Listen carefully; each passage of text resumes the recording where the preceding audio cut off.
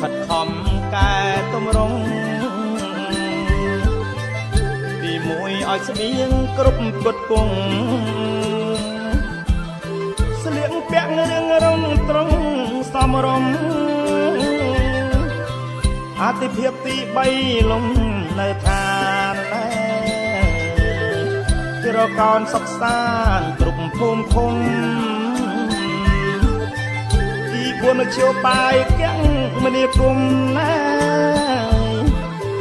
ដឹកជញ្ជូនរួមនឹងដើរឆ្លងទី5អប់រំសិក្សាគឺការ6សុខាភិបាលផងអាទិភាព6នេះចំបងយ៉ាងតងចាក់ខុងវិស័យ